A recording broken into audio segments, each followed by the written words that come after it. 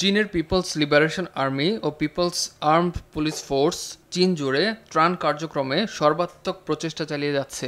শুক্রবার এক সংবাদ সম্মেলনে বেইজিংয়ে এ তথ্য জানান দেশটির প্রতিরক্ষা মন্ত্রণালয়ের মুখপাত্র চিয়াং বিন।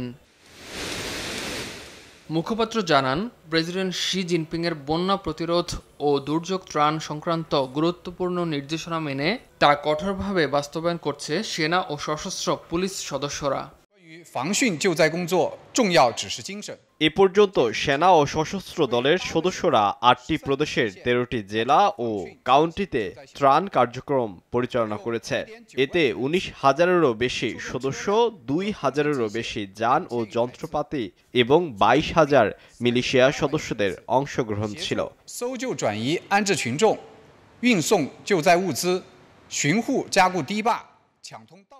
ত্রাণ কার্যক্রমে নিখোঁজদের অনুসন্ধান ও উদ্ধার, ক্ষতিগ্রস্তদের সরিয়ে নেওয়া ও পুনর্বাসন, ত্রাণ সামগ্রী বিতরণ, বাঁধ টহল ও মজবুতকরণ এবং বন্ধ হয়ে যাওয়া সড়ক মেরামতের কাজ করছেন সেনা ও সশস্ত্র পুলিশ সদস্যরা। ইমতিয়াজ আহমেদ, RTV।